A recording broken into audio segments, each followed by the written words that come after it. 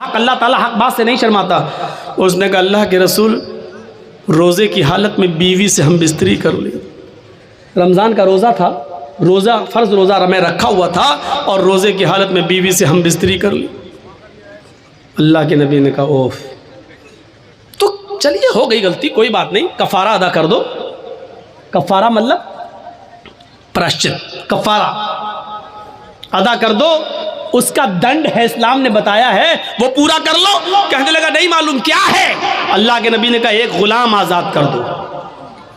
एक गुलाम, उस ज़माने में आदमी औरतें बेचे जाते थे, ख़रीदे जाते थे। अल्लाह के नबी ने कहा एक गुलाम आज़ाद कर दो। कहता गुलाम कहाँ? अल्लाह के रसूल, मुझे तो खुद दूसरे की ज़िंदगी हो गई, गुलामी करते करते दूसरे की गुलामी करते करते पूरी ज़िंदगी हो गई हमारी। मैं कैसे गुलाम खरीद के आज़ाद कर दूं? नहीं कर पाऊंगा। अल्लाह के नबी सल्लल्लाहु अलैहि वसल्लम ने फरमाया अच्छा तू गुलाम आज़ाद नहीं कर सकता? का नहीं, तो दूसरा ऑप्शन भी है। का क्या है? का तुम 60 रोज़े रखो, शहरैनी मुतताबियैन, मुसलसल, कंटिन्यू, रेगुलर। कितने रोज़े रखो? 60। उसने कहा 60 का ये भी नहीं हो पाएगा, वो भी कंटिन्यू समझ रहे हैं ना? अगर 55 रोज़े 55 रोज़े रख लिए और एक छोड़ दिया, नहीं एक दिन सस्ताले बाद में फिर रखेंगे, एक छोड़ दिया तो 55 बेकार, अब फिर 1 से 60 रखो। अगर बुखार आ गया, बीमार हो गए, कोई बात हो, वो एक अलग बात है, वो एक मजबूरी है। लेकिन सोचो जो लोग रोज़े की हालत में, जिनकी नई नई शादी होती है, इसलिए उनसे कहा कि ज़्यादा रोज़े की हालत में थोड़ा दूरी रहो, रोज़े की हालत में बीवी से। क्यों कहा? क्योंकि नई नई शादी हुई है, थोड़ा करीब आओगे, दिल बहक गया, कहीं ऐसा ना हो कि रोज़ा ही ख़राब कर बैठो। तो अल्लाह के नबी सल्लल्लाहु अलैहि वसल्लम ने मना किया है, रोज़े की हालत में ज़्यादा करीब मत हो। रात पूरी पड़ी है, दिन में करीब मत हो। सोचने का अल्लाह के रसूल 60 रोज़े वो भी मुसलसल पैदर पर नहीं रख पाऊंगा। आपने कहा क्यों? कहा एक रोज़े में तो ये हालत हो गया, बीवी से मिल बैठा, 60 नहीं रख पाऊंगा। एक रोज़े पे तो सब्र नहीं हो सका, 60 में कौन कर लेगा? नहीं हो, ये भी नहीं हो, मेरी ताकत से बाहर है। अल्लाह के नबी ने कहा अच्छा तो तीसरा ऑप्शन भी है तुम्हारे लिए। कहा क्या? आपने कहा 60 मिस्कीनों को खाना खिलाओ। बड़ा दिलचस्प वाकया है, 60 मिस्कीनों को खाना खिलाओ। कहता है 60 कहाँ? अल्लाह के रसूल आपको मालूम नहीं है कि मैं किस बस्ती से आया हूँ? कहा किस बस्ती से आया हूँ? अल्लाह के रसूल मैं फला फला बस्ती का रहने वाला हूँ और मेरा हाल ये है कि सुबह अगर खा लेता हूँ तो शाम को भूखा सोता हूँ, और शाम को अगर खाने को मिल जाए तो सुबह नहीं मिलता है। एक टाइम नसीब है, एक टाइम नहीं। और आप हमसे कह रहे हैं 60 मिस्कीनों को खाना खिलाओ। अरे हमें तो 2 टाइम खाना नसीब नहीं हो रहा, 60 को कहाँ से खिलाऊंगा? अल्लाह के नबी ने कहा यही 3 रास्ते थे, चलो एक और रास्ता निकालता हूँ तुम्हारे लिए। नमाज का वक्त हुआ, नमाज पढ़ने साहबा आए। नमाज के बाद आपने साहबा को बताया तुम्हारे भाई को ऐसी ऐसी परेशानी हो गई है, इसके लिए कुछ मदद करो, कुछ चंदा अंदा करो। साहबा ने चंदा किया, कोई 2 खजूर लाया, कोई 5 खजूर लाया, कोई 10 खजूर लाया। 10 किलो का एक टोकरा भर गया खजूरों का, इतना बड़ा टोकरा। अल्लाह के रसूल ने कहा लो ये तुम्हारे भाइयों ने तुम्हारी मदद की है, चलो इस 10 किलो खजूरों के टोकरे को उठाओ, अपने गांव में ले जाओ, अपने कबीले में, और वहां जितने गरीब हैं उनमें तकसीम कर दो, तुम्हारा कफारा अदा हो जाएगा, जाओ। हंसने लगा। अल्लाह के नबी ने कहा क्यों हंस रहे हो? अल्लाह के रसूल आपने कहा अपने गाँव में ले जाओ और गरीबों में बांट दो। कहाँ? कहा अल्लाह की कसम मुझसे ज़्यादा गरीब मेरे पूरे गाँव में कोई है ही नहीं। क्या बोला? अल्लाह की कसम, अल्लाह से, अल्लाह की कसम पूरे गांव में मुझसे ज्यादा गरीब मेरे पूरे गांव में कोई नहीं है। ये सुनकर अल्लाह के नबी भी हंस दिए, साहबा भी हंस पड़े। अल्लाह के नबी ने कहा अच्छा जाओ तुम ही खा लो और अपने बच्चों को खिला दो, जाओ कफारा अदा हो जाएगा। गुनाह भी कर बैठा, वो जिसको कहते हैं हम बिस्तरी, बीवी से हम बिस्तरी भी कर बैठा, बड़ा गुनाह कर बैठा। गुलाम आज़ाद करने की भी ताकत नहीं रही, 60 रोज़े भी नहीं रख सकता, मिस्कीनों को खाना भी नहीं खिला सकता। अब लोगों से चंदा भी हुआ तो चंदे को भी बांटना नहीं चाह रहा। कह रहा अल्लाह के रसूल किसको था? गरीबों में बांटने का हुक्म ना, गरीबों में कैसे बांटूं, मुझसे ज्यादा तो कोई गरीब है ही नहीं मेरे पूरे गांव में। तो अल्लाह के रसूल ने कहा जब तुझसे ज्यादा कोई नहीं है तो ये तेरे ही लिए जायज हो गया, तेरे बच्चों के लिए जायज हो गया, जा खा ले और तेरा गुनाह भी माफ, तेरा वो कफारा भी अदा हो जाएगा। जरा तसव्वुर करो कि इससे ज्यादा सहूलत और इससे ज्यादा आसानी हमें और आपको कहां मिलेगी। ये इस्लाम है, इस्लाम, ये दीनो सहल है, दीनो सहल। इसलिए मेरे भाइयों इस पर अमल करिए। और एक चीज़ मैं आज आपको ज़रूर बताना चाहता हूँ, उससे आपको इबरत मिलेगी। नमाज इस्लाम का सुतून है। नौजवानों याद रखिएगा, आपको जाना है जाइए, लेकिन इस वाक़े को सुनकर ज़रूर जाइएगा जो मैं सुनाने जा रहा हूँ। अल्लाह तबारक व तआला ने नमाज के सिलसिले में क्या फरमाया, ये सुन लीजिएगा। वमन अरज़ान ज़िक्री फ़इन्ना लहू मईशतन ज़न्का, जो अल्लाह के जिक्र से एराज़ करेगा, जो अल्लाह के जिक्र से एराज़ करेगा, जो मेरे जिक्र से एराज़ करेगा, हम उसकी रोजी को तंग कर देंगे।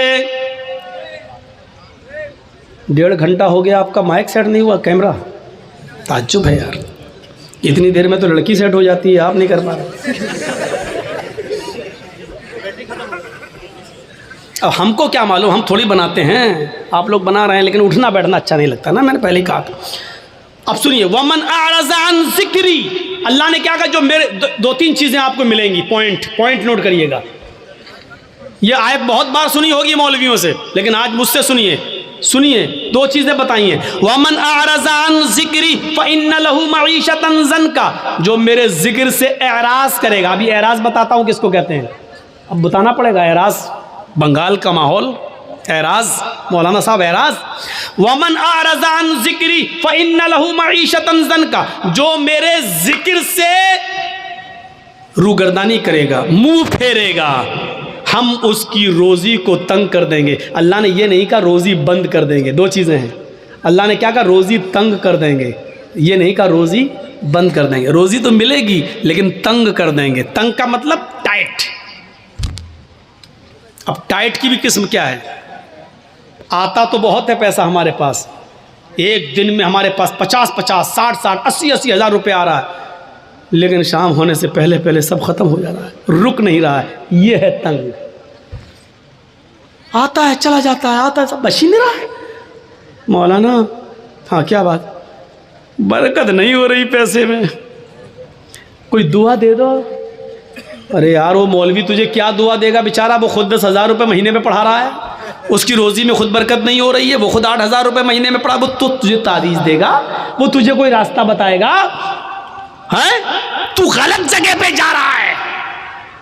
वो दिल की तसल्ली के लिए कुछ लिख के दे दे, तू लटका ले, वो अलग बात है, लेकिन अल्लाह की कसम मौलवी के पास रिस्क में बरकत की कोई दुआ नहीं है।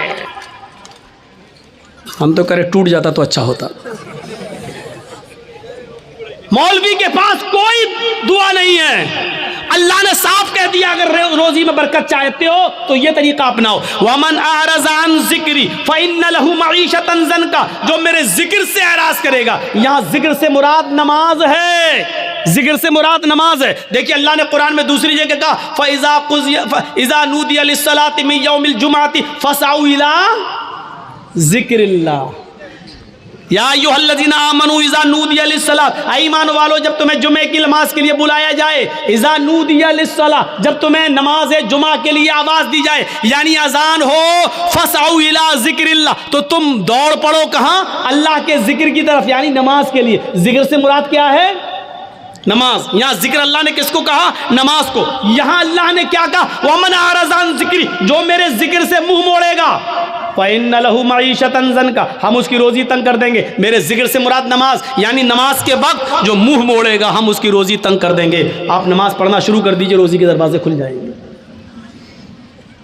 रोज़ी के दरवाजे खुल जाएंगे। अब एराज़ किसे कहते हैं वो भी सुन लीजिए, मुंह मोड़ना किसे कहते हैं। मिसाल दूं,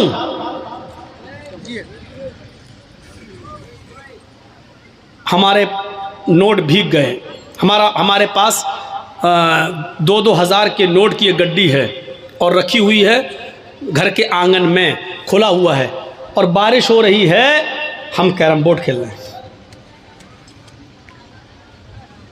लोगों ने कहा अरे बारिश हो गई है, वो देखो वो देखो वो देखो, नोट भीग रहे हैं।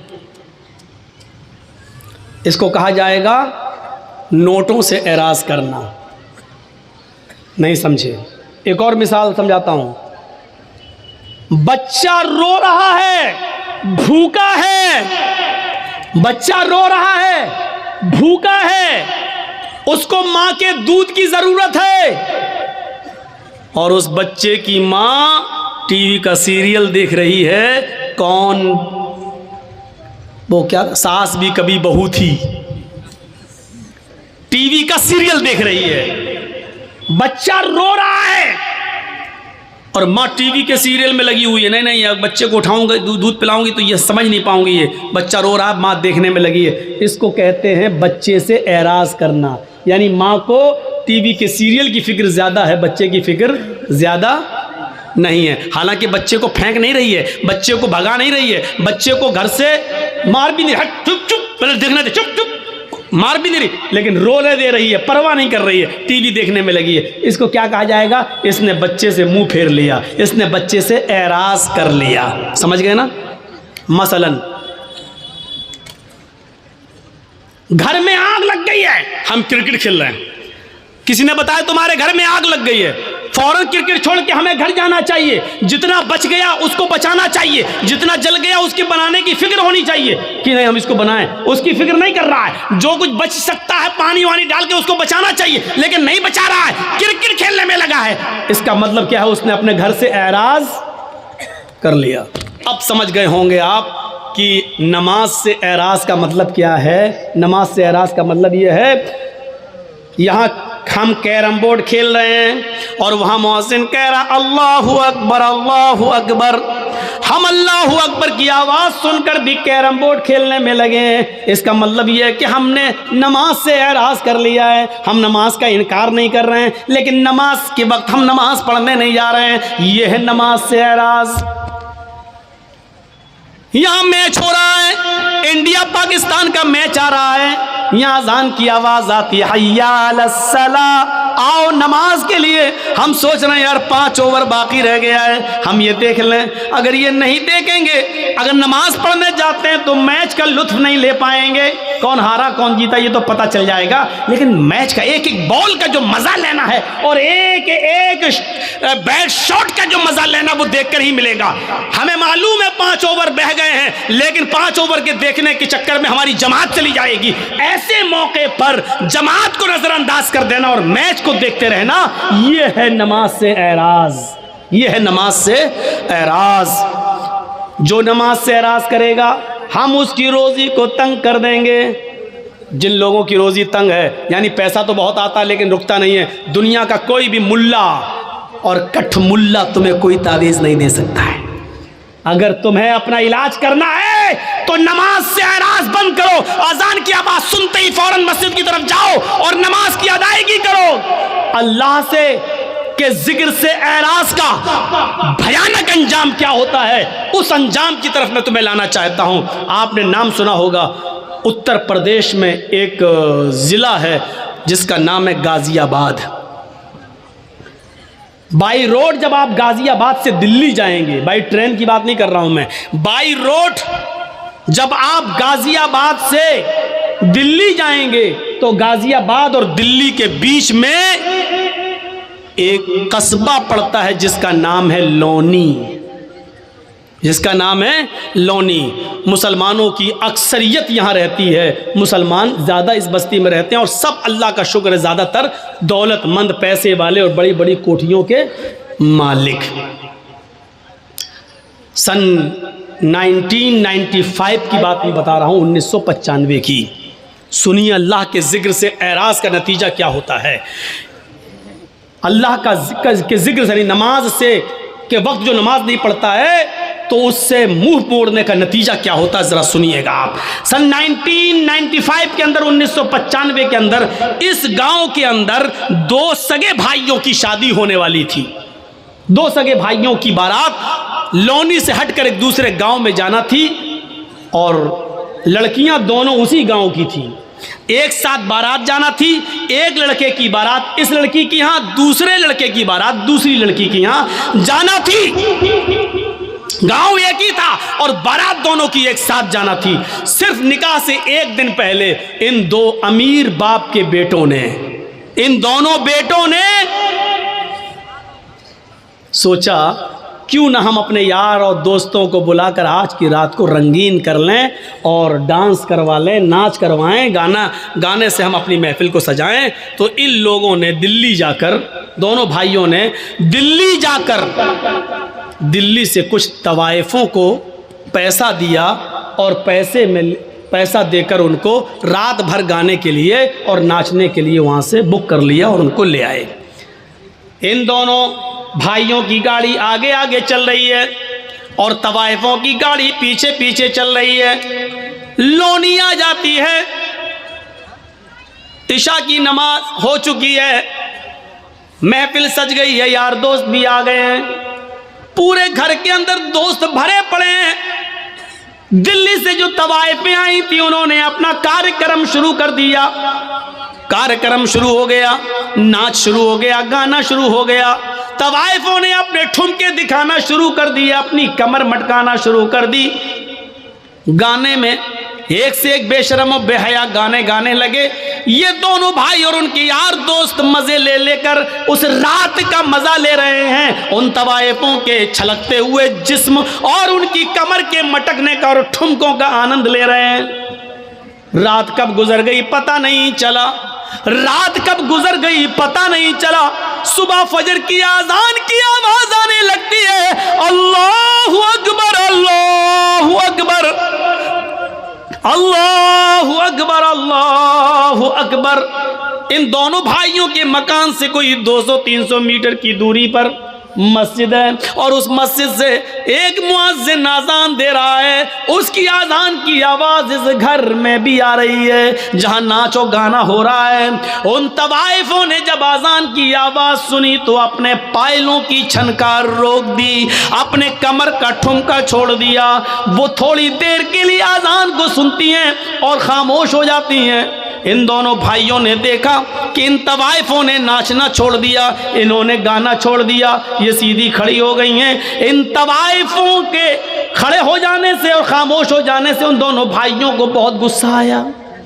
दोनों भाइयों ने उन तवाइफों से कहा, क्या हुआ, रुक कैसे गई हो? ये ठुमके दिखाना, नाचना और गाना तुमने बंद कैसे कर दिया? उन तवाइफों ने कहा, साहब ये अजान की आवाज़ आ रही है, अजान की आवाज़ आ रही है, अजान के एहतराम की वजह से मैं रुक गई हूँ। उन तवाइफों, उन भाइयों ने कहा, क्यों रुकी हो, नहीं नाच गाना शुरू करो। इन तवाइफों ने कहा, देखिए साहब, हम भले ही गुनाहगार हैं, हम भले ही मजबूरी में अपने जिस्म की नुमाइश करते हैं और नाचते हैं और गाते हैं, लेकिन इसका ये मतलब नहीं है कि आजान की आवाज़ का भी हम एहतराम न करें। इतना तो हम मानते हैं, इतना तो डर हमें भी है। साहब थोड़ी देर की तो बात है, आजान हो जाने दीजिए, उसके बाद हम नाचना और गाना शुरू कर देंगे। इन दोनों भाइयों ने जो जवाब दिया वो सुनिए। इन दोनों भाइयों ने जो जवाब दिया वो जवाब ये था, अजान तो दिन भर में 5 मरतबा होती है, वो तो होती है, वो तो फिर हो जाएगी, लेकिन तुम तो बार बार नहीं आती हो, तुम तो आज आई हो, कल थोड़ी आओगी। मुअज्जिन अपना काम कर रहा, उसको करने दो, तुम अपना काम शुरू करो, चलो नाचो। और इन तवाइफों ने ये सोच कर कि मेरे पूरी रात की मजदूरी कहीं ये न मार ले, पैसा न दे, इसलिए उन्होंने अपने कमर को फिर मटकाना शुरू कर दिया, फिर ठुमके लगाना शुरू कर दिए और नाचना फिर शुरू कर दिया। और ये नाच गाना सुबह 7 बजे तक चला। दिन में 2 बजे बारात जाना थी, शाम को 7 बजे निकाह होना था, 9 बजे वहां से इन दोनों औरतों की, दोनों बीवियों की रुखसती होकर इन दोनों भाइयों के घर आना थी। कार्ड सबको बढ़ चुके थे, सुबह 7 बज चुके हैं। इन तवाइफों ने कहा, देखो मैं अकेले नहीं तुम लोग मुझे लेकर आए हो, मुझे दिल्ली पहुंचाओ भी, क्योंकि रास्ते में हम तवाइफों को लूटने वाले लोग बहुत मिलते हैं, हमारे जिस्मों के साथ गलत सलूक करते हैं, इसलिए तुम लोग हमें छोड़ के भी आओ। उन दोनों भाइयों ने कहा चलो, हम लेकर आए थे तो छोड़ने जाने में क्या अर्ज है। इन दोनों भाइयों ने अपनी गाड़ी उठाई, तवाइफों की गाड़ी भी चलने लगी। अब तवाइफों की गाड़ी आगे आगे चल रही है और इन दोनों भाइयों की गाड़ी पीछे पीछे चल रही है, ताकि इन तवाइफों को आगे से अगर पीछे कर दें तो हम तो आगे निकल जाएं और पीछे से इनका अपहरण हो जाए, है नहीं। तो इन तवाइफों से कहा तुम आगे आगे चलो। तवाइफों की गाड़ी आगे आगे चल रही है और इन दोनों भाइयों की गाड़ी पीछे पीछे चल रही है। सर्दियों के दिन है, कोहरा बहुत पड़ रहा है, सामने से ट्रक आ रहा है। सामने से ट्रक आने की वजह से तवाइफों के ड्राइवर ने थोड़ा सा क्रॉस किया और गाड़ी को निकाल लिया, लेकिन इन दोनों भाइयों के ड्राइवर ने शराब पी रखी थी। रात भर शराब का जाम पीता रहा और नाचो गाना देखता रहा, ये सही से क्रॉस नहीं कर पाया और आने वाले ट्रक ने इतनी जोर से धक्का मारा इन दोनों भाइयों की गाड़ी में कि गाड़ी जंपिंग करते हुए 25-30 फीट दूर जाके गिरती है और बिल्कुल ध्वस्त हो जाती है, बिल्कुल खत्म हो जाती है। जब इन दोनों भाइयों की लाशों को निकाला गया तो अल्लाह की कसम पहचान में नहीं आ रहा था कि बड़े भाई की लाश कौन सी है और छोटे भाई की लाश कौन सी है। ड्राइवर भी मरा और इन दोनों भाइयों की लाशें वहीं पर बिखर गईं। कपड़ों से कुछ आज़ा की पहचान होती है, पोस्टमार्टम के बाद इनकी लाश घर आती है। बाप के ऊपर जवान बच्चों की मौत कितना बड़ा हादसा होती है, ये तो वही जानते हैं कि जिनके जवान बच्चे जिनसे छीन लिए जाएं। हम और आप उसका अंदाजा नहीं कर सकते हैं। मेरे भाइयों, अब लाश कहीं बदबू न देने लगे, इसलिए हुक्म होता है कि ईशा की नमाज के बाद इनको दफनाया जाएगा, इनकी मिट्टी होगी, लाश कहीं बदबू न देने लगे। सोचिए जरा, थोड़ी देर के अंदर कितना मंजर बदल गया है। अभी थोड़ी देर के बाद आज ही के दिन इनको नहला धुलाकर नए कपड़े पहनाकर, मेरे भाइयों, इनको बारात लेकर लड़कियों के गांव में जाना था, लेकिन अब थोड़ी देर के बाद नहला धुलाकर इनको लड़कियों के गांव में नहीं बल्कि कब्रिस्तान ले जाया जाएगा। थोड़ी देर में कितनी चीजें बदल गई। हैसियत देखो, अभी इन दोनों लड़कों को ससुराल से आए हुए कपड़े पहनना थे, नए कपड़े पहनकर बारात में जाना था, लेकिन अब इन दोनों लड़कों के जिस्मों पर ससुराल से कपड़े नहीं बल्कि सफेद रंग का कफन पहनाकर इनको कब्रिस्तान की तरफ ले जाया जा रहा है। मेरे भाइयों, हैसियत बदल गई। ये नमाज के वक्त इन लोगों ने तवाइफों के नाच को मुंह चला चला के कहा नाचो नाचो। मौज़िन तो 5 टाइम अजान देता है, तुम तो रोज रोज थोड़ी आती हो। अब सुनो, अजान के टाइम पर क्रिकेट खेलने वालों, तुम भी अपने अमल से ये जाहिर कर रहे हो, अजान तो 5 बार होती है, क्रिकेट रोज रोज थोड़ी होता है। आए कैरम बोर्ड खेलने वालों और मैच देखने वालों, तुम भी अपने अमल से ये साबित कर रहे हो कि अजान तो 5 बार होती है, मैच बार बार थोड़ी होता, आज देख लेता हूं फिर थोड़ी मिलेगा। तुम भी अपने अमल से यही साबित कर रहे हो। याद रखना, जो इन नौजवानों का हाल हुआ है, कल वो हमारे साथ भी हादसा हो सकता है, हादसा किसी के साथ भी हो सकता है। वमन अरज़ान ज़िक्री फ़इन्न लहू मईशतन ज़न्का, जो मेरे जिक्र से एराज़ करेगा हम उसकी रोजी को तंग कर देंगे। हम उससे रोजी को तंग, ये नहीं कहा बंद कर देंगे, हम उसकी रोजी को तंग कर देंगे। ये हमारे पास जो आज रोजी तंग हो चुकी है मेरे प्यारे साथियों, उसकी वजह यह है कि आज हम नमाज से दूर हो चुके हैं। ये इस्लाम की बुनियाद है, इसको पकड़े रहो। फिर सुनो, या अय्युहल्लज़ीना आमनू उदखुलू फिस्सिल्मि काफ़ा, ईमान वालों तुम इस्लाम के अंदर पूरे के पूरे दाखिल हो जाओ। हमें इस्लाम के अंदर पूरा का पूरा दाखिल होना है, आधा अधूरा नहीं, पूरा का पूरा दाखिल होने का मतलब समझते हैं? मैंने कहीं मिसाल दी थी, आपको भी दे दूं। पूरा का पूरा इस्लाम, ये एक खंबा है, ये जो लगा है जिस पर लाइट लगी है, ये खंबा है। मान लो ये बिजली का पोल है, बिजली का पोल है और इसके बगल में आम का एक दरख्त है, आम का दरख्त। आप क्या कहेंगे, ये आम का दरख्त है, ये बिजली का खंबा है, बिजली का पोल है।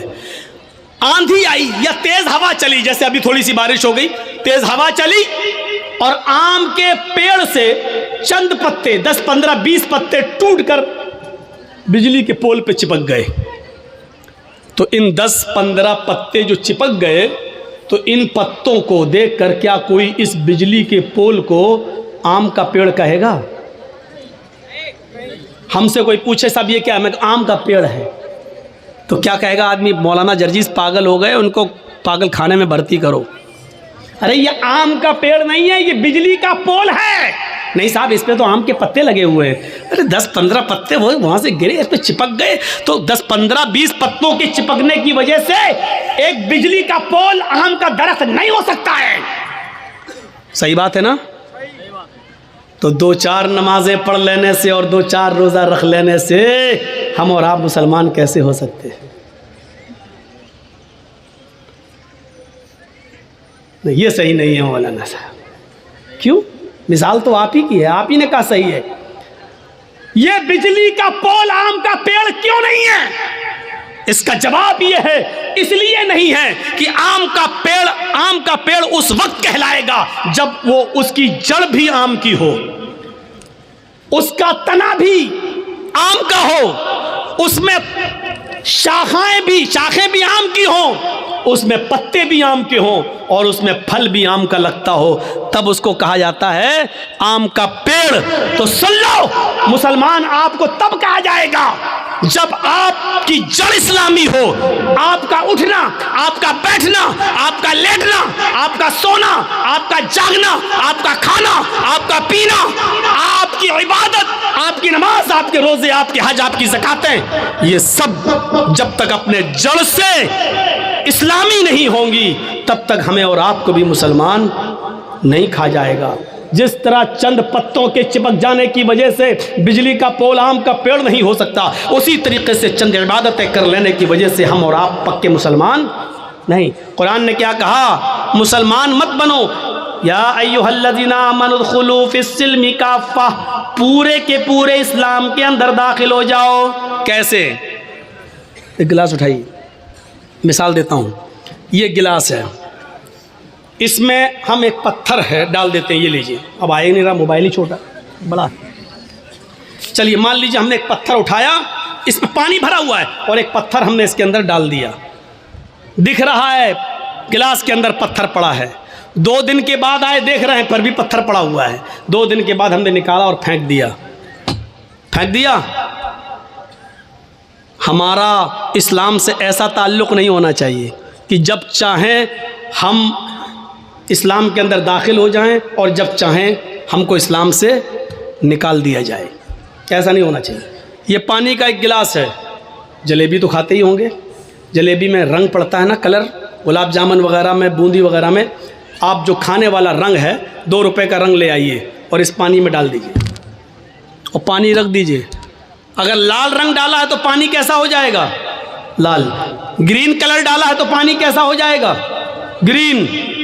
येलो कलर डाला है तो पानी कैसा हो जाएगा? येलो, पीला।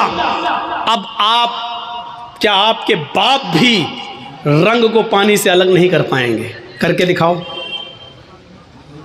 क्यों? पानी में जब रंग पड़ गया तो पानी ने फौरन रंग को अपने अंदर जज्ब कर लिया और रंग ने भी पानी को अपने रंग में ढाल लिया। दोनों तरफ से बात हुई ना। पानी में रंग डाला गया, पानी ने फौरन रंग को अपने अंदर जज्ब कर लिया, लेकिन रंग ने भी पानी को अपने रंग में ढाल लिया। अब आप रंग को अलग करना चाहो पानी से तो रंग पानी से अलग नहीं हो सकता, और पानी को अलग करना चाहो रंग से तो पानी भी अलग नहीं हो सकता। फेंक दोगे बेकार हो सकता है, लेकिन अलग नहीं हो सकता है। ये ताल्लुक होना चाहिए हमारा इस्लाम के साथ। यानी इस्लाम हमारे अंदर ऐसा घुसा हुआ हो, ऐसा जज्ब हो जाए कि इस्लाम हमारे अंदर ऐसा जज्ब हो कि हम इस्लाम के मिजाज में ढल जाएं और इस्लाम हमें अपने अंदर जज्ब कर ले। फिर हमसे इस्लाम को निकाला जाए तो ना निकले और हमसे और इस्लाम को हमसे दूर किया जाए तो ना हो। जैसे सुमैया से इस्लाम दूर करवाया जा रहा है, लेकिन जान दे दी, लेकिन सुमैया से इस्लाम नहीं छुड़ाया। हजरत बिलाल से इस्लाम छुड़ाया जा रहा है, लेकिन बिलाल ने कहा जान दे देंगे लेकिन इस्लाम नहीं छोड़ेंगे। मेरे प्यारे साथियों, इस्लाम के साथ हमारा ताल्लुक रंग और पानी की तरह होना चाहिए कि हमसे इस्लाम दूर किया जाए तो ना हो, और इस्लाम से हमको दूर किया जाए तो हमको दूर ना किया जा सके। ये ताल्लुक होना चाहिए हमारा इस्लाम के साथ। मेरे प्यारे भाइयों, ये इस्लाम के ताल्लुक से मैंने चंद बातें आपके सामने रखी हैं। इस्लाम ये मज़हब है, इस मज़हब को पहचानो। 2 घंटे की तकरीर में और कितनी बातें आपके सामने कही जा सकती हैं। मेरे भाइयों सोचो, गौर करना चाहिए हमें और आपको।